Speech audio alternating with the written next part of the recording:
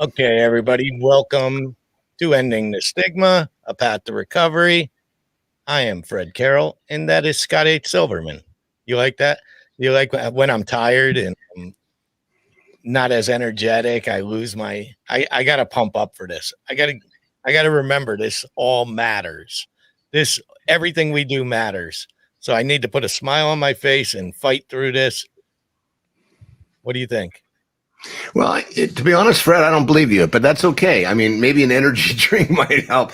And do you have any more of that seaweed? By the way, I was reading this article. I was going to send it to you, all about how seaweed is, how important it is and what it can do for your body, mind, and soul.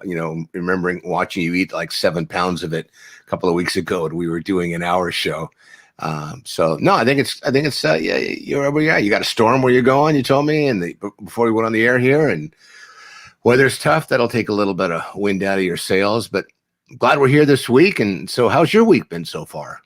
It's been productive. I've been working a lot on different side projects and stuff, been on a lot of podcasts, and I do a lot of podcasting. So I just been busy and looking for work, which we could talk about how hard it is for people that are in different situation than me. I'm okay financially, but there's people out there that are suffering because I see this is about a year now from the time COVID came, where everybody started getting laid off and all that. So this week starts a new year for a lot of people across America, and they have to re-up their unemployment every year.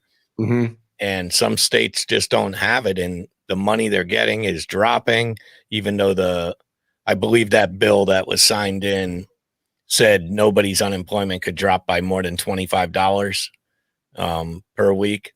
But regardless, I know there's a lot of people out there that think unemployment means free and it means getting money for free and stuff. But there's so many things that go into it that you never make the money you do going to work. I make twice as much money going to work than I do sitting home on unemployment.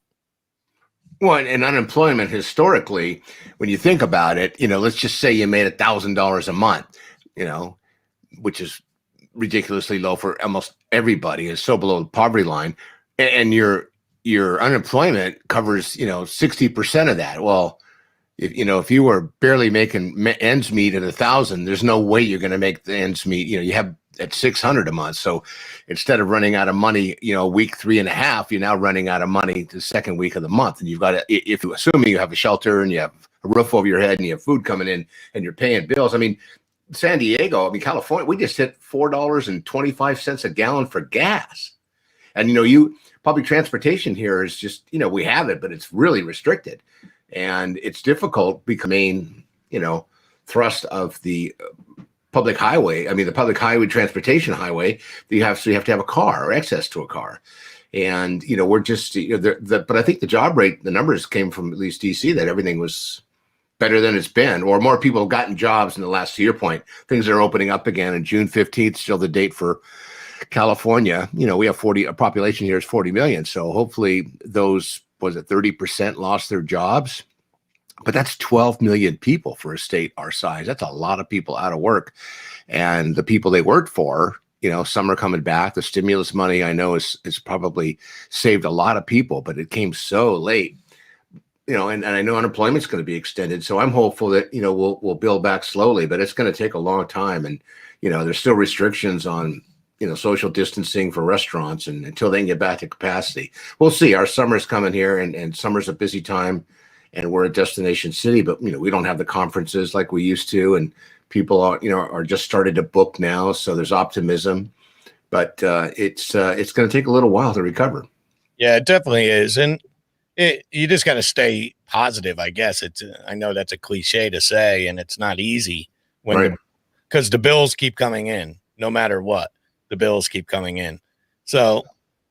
It's a struggle for a lot of people, and I feel bad for them. And that also leads to substance abuse. It leads to, people trying to solve their problems, self-medicating. And that's what we're here to talk about today, for the most part, for every time we're here. We're here to talk about anything that has to do with addiction, survival, life issues, abuse, suicide prevention, anything you want to talk about. So our phone lines are open at 1-888-261-2220. You could call in. We haven't had a caller in a while, but it's there. It's comforting that it's there, and we're going to get them eventually. It's all going to come. One day we're going to have so many phone calls, we're not going to know what to do. We're going to be complaining too many people are calling, because that's I what don't think I will. I'll look forward to you doing that, but I'm not going to complain. I mean, I didn't put a nice shirt on today. I just thought, you know what, it's casual Wednesday, and I'm making hamburgers tonight, so I'm excited about that.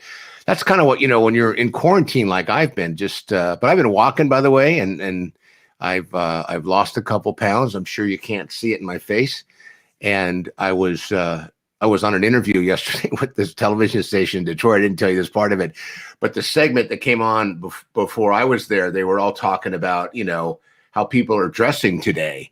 And then somebody said, well, thank God we've been able to, at least wear comfortable pants while we're here in the studio because we're behind this, whatever it was. So I had a mock turtle on. So when I started my interview, I said, how do I look?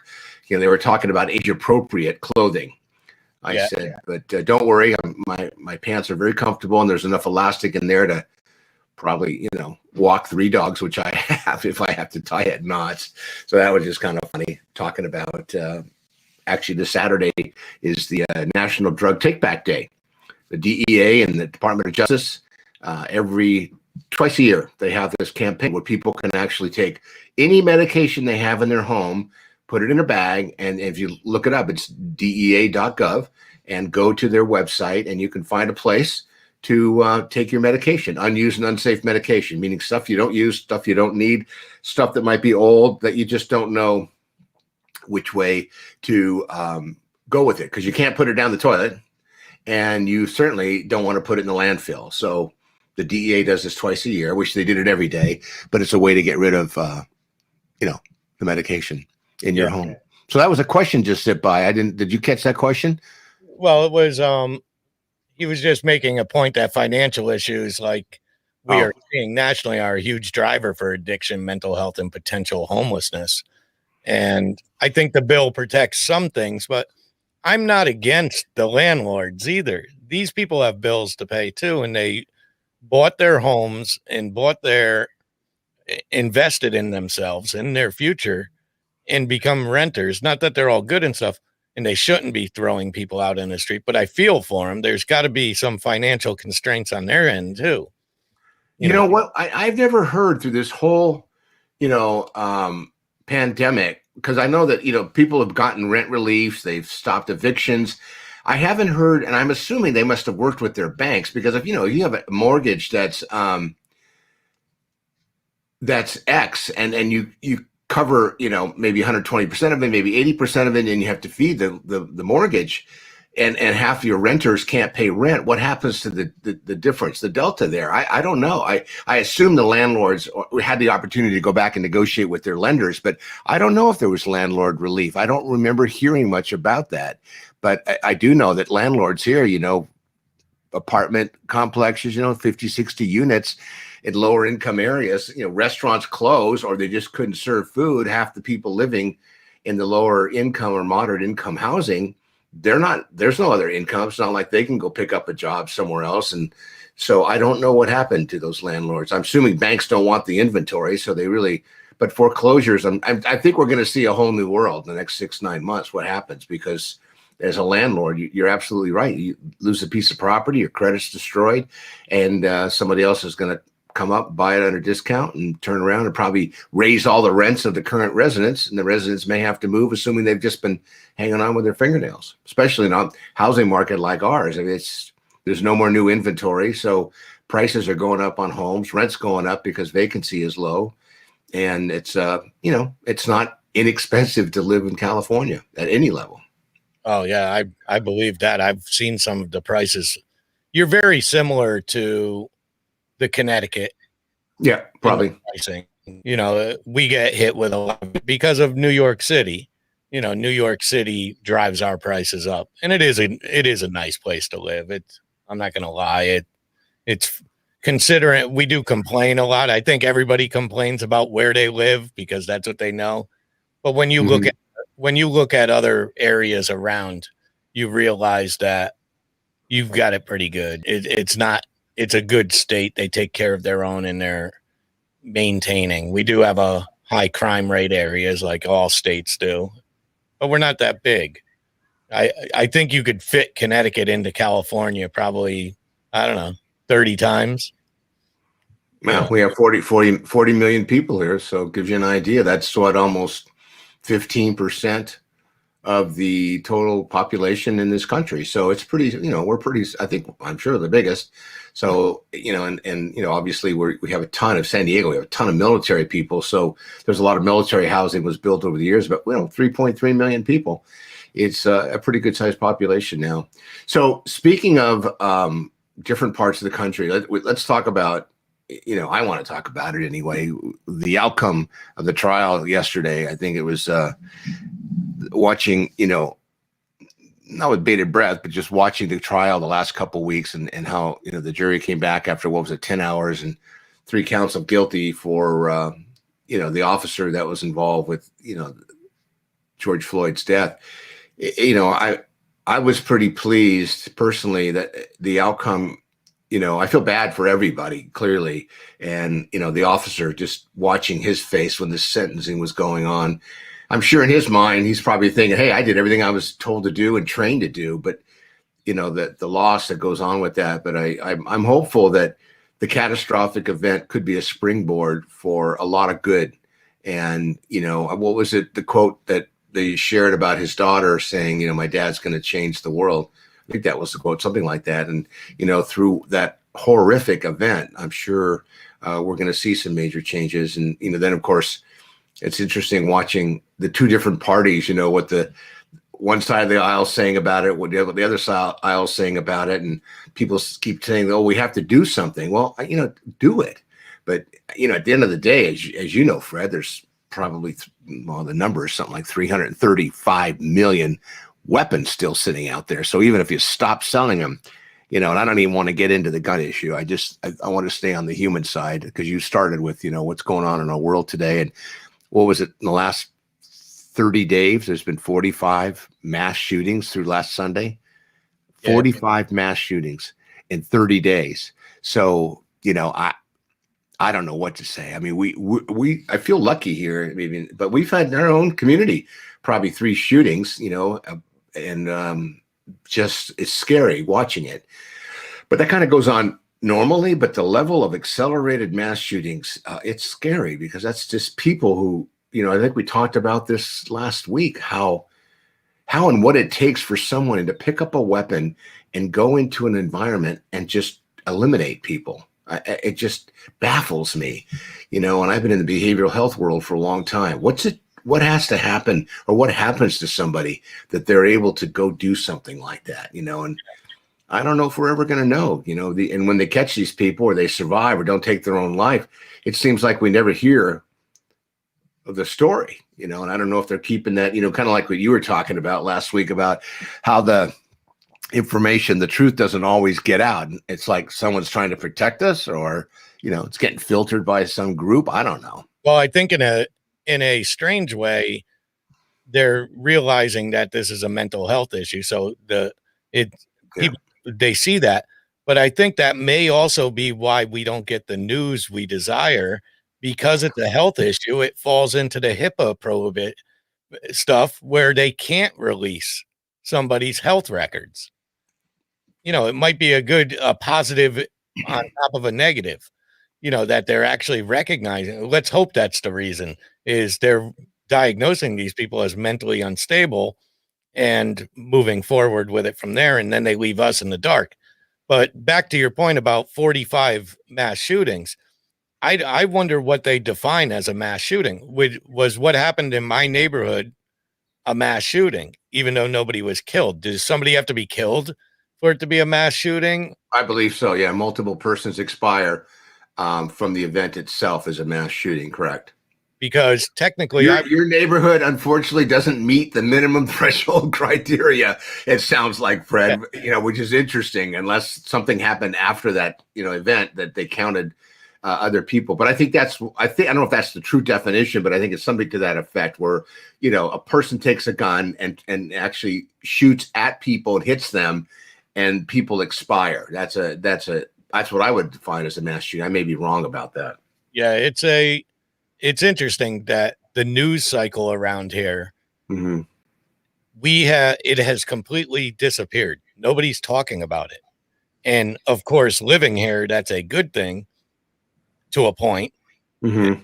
Everything has its pluses and minuses. The pluses is we don't want our property values to go down based off of a shooting in our local town where nobody killed, but we also don't want to, it's very confusing. The whole thing's confusing, even from what you were talking about with the Derek Chauvin and George Floyd thing. It's not just, regardless of what he did and stuff, I must assume that Derek Chauvin had done also positive things in his career as that long of a police officer. He wasn't just this guy the whole time, and he's still a human being. And part of our show is ending the stigma and not judging people solely based off of their one bad thing. So where do we draw the line on certain things? It's a very tough question, but he's still a human being. No, I don't disagree. And, today the Attorney General, I guess, is opening up an investigation into the police department. But you're right. How long was he on the force? 19 years? Is that what the number was? Something like that? So he must have done some good things somewhere. Well, or never got caught. But to your point, there's no way somebody, well, I don't know. Minnesota I remember going there once for training for a week and seemed like a pretty kind of a folksy region and people were nice and so on. Anyway, so I found the definition of mass shooting here. I found one of them. Mass shooting is an incident involving multiple victims of gun violence. There is no widely accepted definition of the term mass shooting. United States FBI follows Investigative Assistance for Violent Crimes Act of 2012, definition for active shooter incidents and mass killings in public places. So there you go. That's a very politically spun definition. Yeah. That gives them a lot of leeway to pass laws and to stuff like that. So since we don't talk that stuff here, we talk about the human side of things and we try it. I still struggle with it because I don't want the police I'm pro police. I have no problems with police officers. I still believe, I don't know, is there a number out there of 95%, 99% are decent human beings doing the job they signed up for?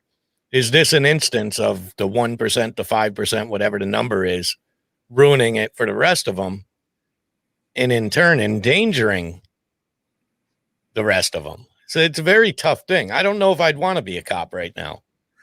Well, and that's an interesting dilemma when you think about it, because I heard a number the other day that actually it's like the number of law enforcement professionals that are killed in the line of duty is greater, I believe, than the number of people that are killed by the sworn officers in the line of duty.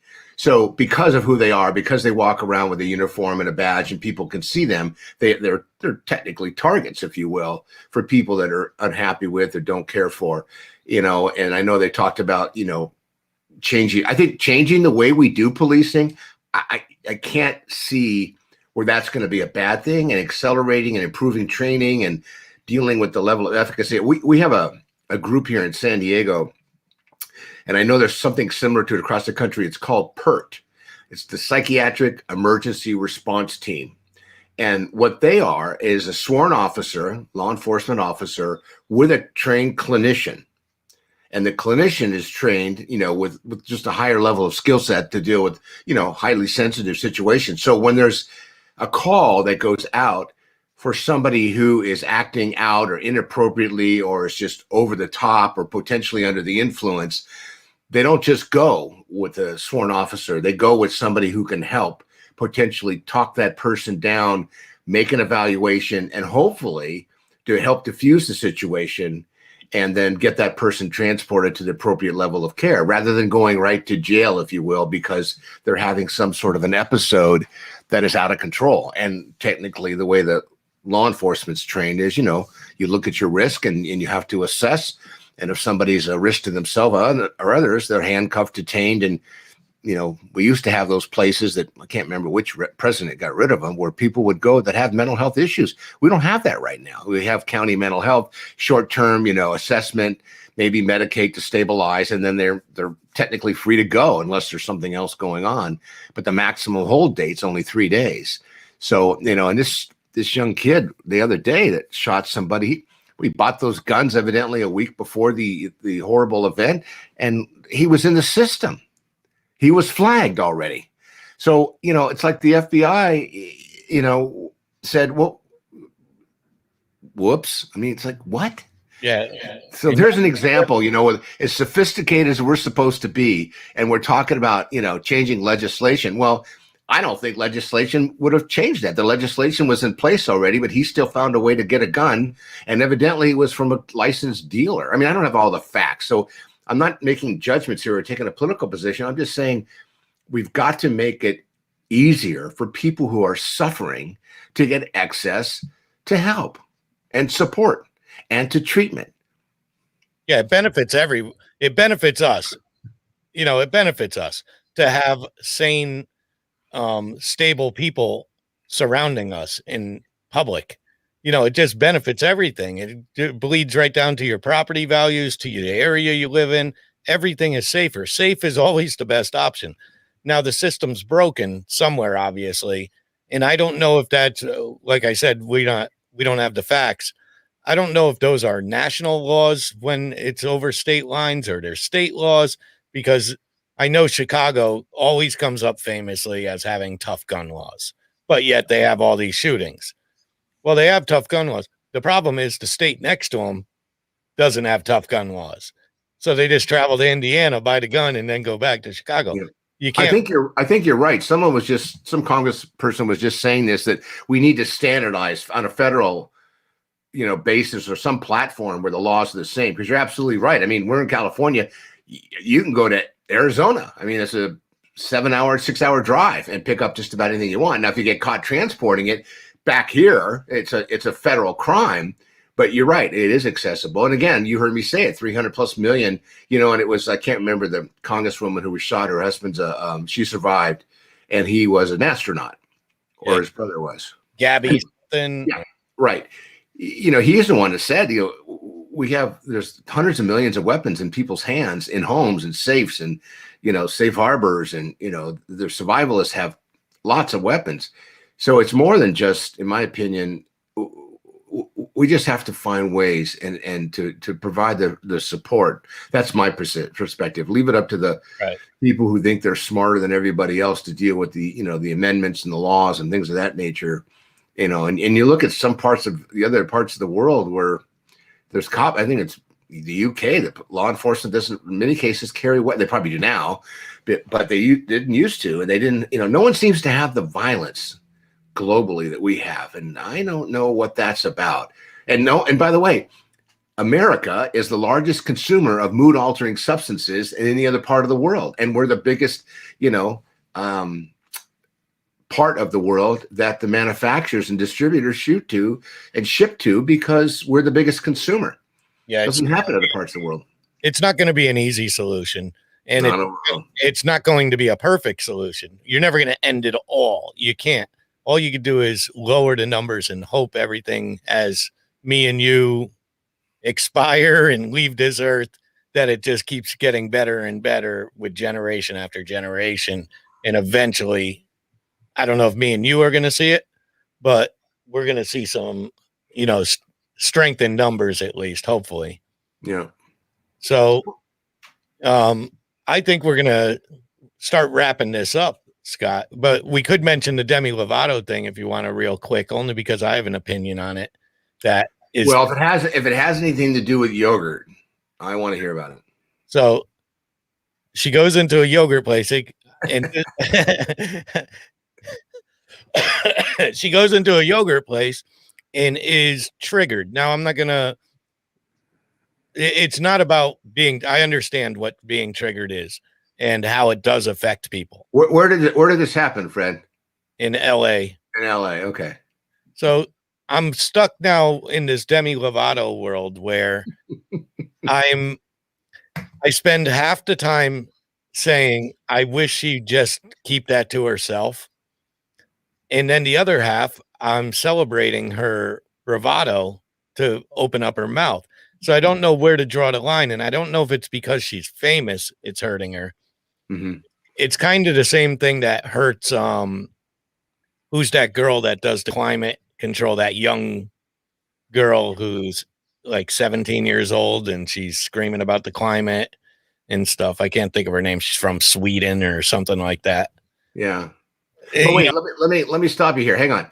Back it up here. I don't have the details. So she walks into a yogurt shop. What happened? She walks into a yogurt shop, Which sounds like a joke, by the way. I walked into a yogurt shop, and you're the comedian, so go ahead. Yeah, so she walks into the yogurt shop, and I guess in the window they have the sugar-free cookies and all this, and that's what triggered her because she's saying she has an eating disorder. Mm-hmm. They are profiting off of people's. I didn't understand the whole thing, but it might be something because I don't have an eating disorder. I don't understand it. It might be one of those things you have to be a part of it to understand, but she did. I will give her credit for this. She came out in the papers today and apologized and explained that her intention was not to slander a small business and take money out of their mouths and put them in the news.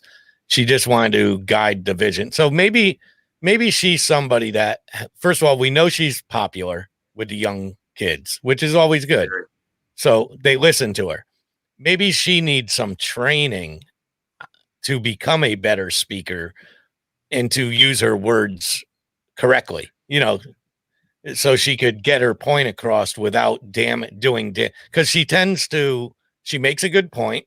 I'm sure it's a valid point, what she said, but she's very dramatic about it and just really goes, and she forgets that she's millions of people believe her over that yogurt shop.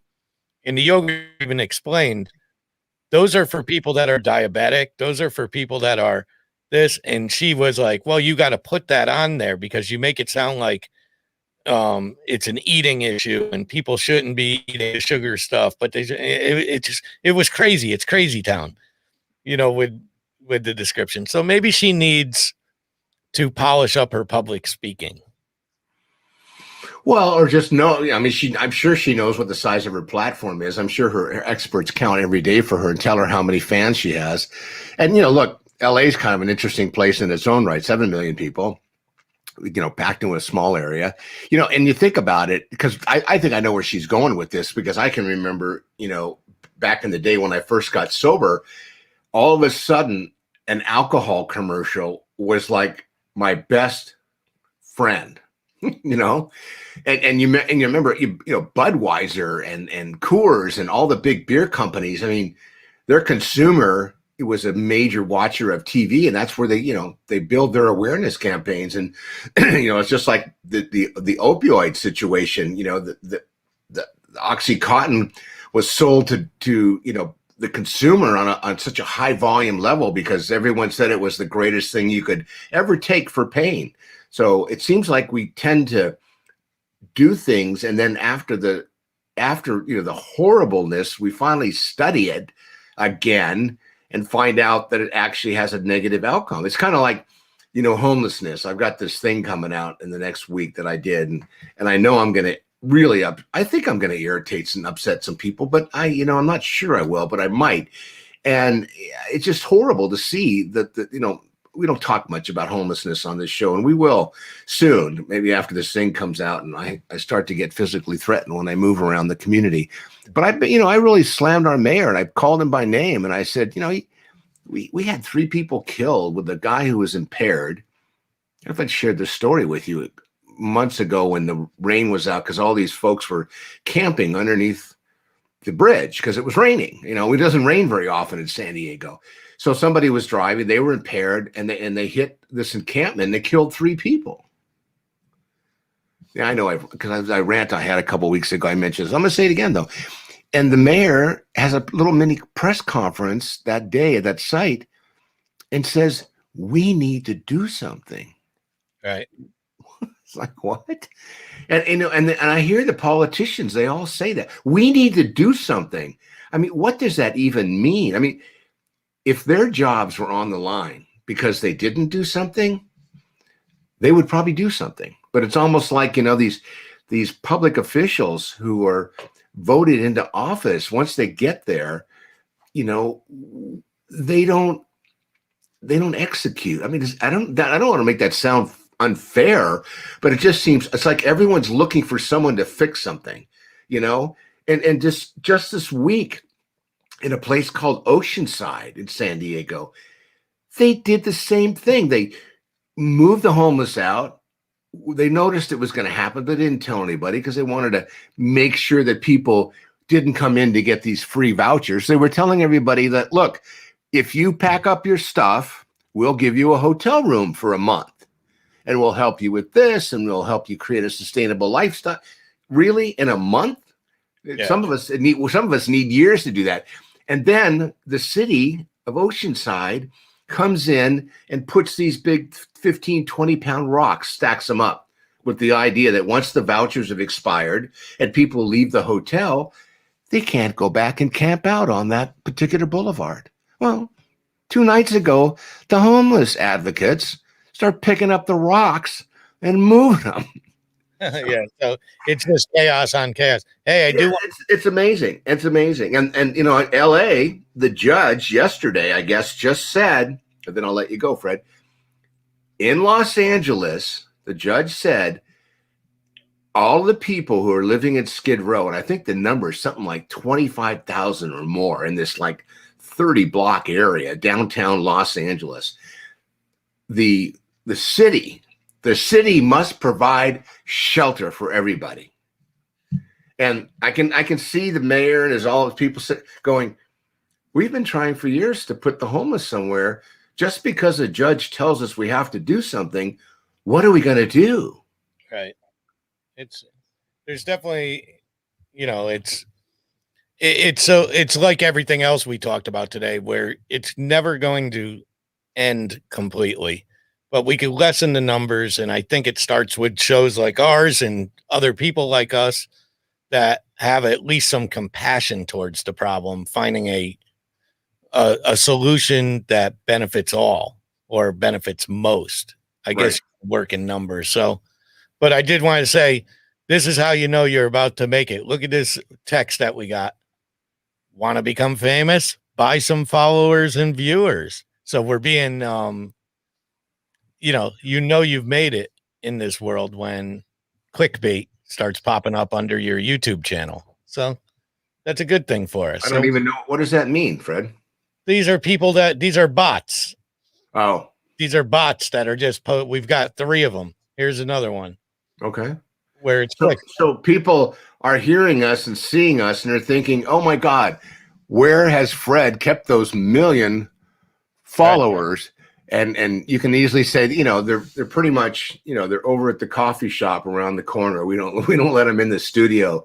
By the way, speaking of studio, I got to tell you, that picture you put out the other day for Venom, is it Venom Studios? That was awesome. And, you know, I'd like to take a corner office if is there a water view in one of those? I thought that was so cool. I showed that to my wife. She goes, oh my God, you guys are really doing well. I said, well, it's Fred's office because it's in his, you know, in his neighborhood. I don't get to really go there except virtually. So I would like you to get some shots next time you're in your shop there. And so I can have them as part of my background and teach me how to, because right now all I have is my microphones and scattered stuff back here that I plug it in and have to go on YouTube to figure out how to use. So we gotta grow this. And if the bots are after us, I mean, that's a good, you know, my dad used to tell me when people, what did he say? He said, if people are upset with you, it's probably because they're noticing something you're doing right and don't understand. And I just had somebody, one of the famous football players, he said, enough Scott Silverman on Facebook. And I poked him back and I said, I hope you're joking, because I know who your wife is and she's still an on-air personality at a local television station.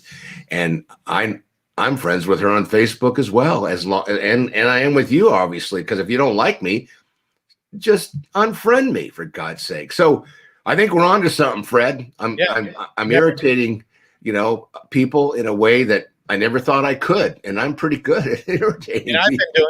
I've been perfecting that for years, irritating people. But that's going to be it for this week's episode of Ending the Stigma, A Path to Recovery. Hopefully you share the show with your friends. Hopefully you enjoy hearing us discuss these difficult issues that we bring up. And we don't mean to offend anybody when we give our opinion. It's truly just our opinion, and we are here to actually help. We're not here to harm. There's no And let's think about if our opinions irritate somebody, you know what? I want to invite people to call us. Yeah. What is it you heard with our uninformed information base that we shared that irritated you, that you want to negatively poke us, if you will, through social media? Make a phone call, get on, let's talk about it. Because you know what? If I miss something, or I'm not, and look, I'm not doing research. We don't have a staff. Fred's got a nice building, but he doesn't have a staff. We don't have a staff doing research for us. So we're looking at things from a helicopter perspective to bring forward and say, look, we should be talking about this. I don't want to sound like a politician that says we need to do something. We want to talk about it so we can maybe help find a way to do something. Yeah. See you next week, Fred. Thanks, buddy. That's it. Have a great day, everyone.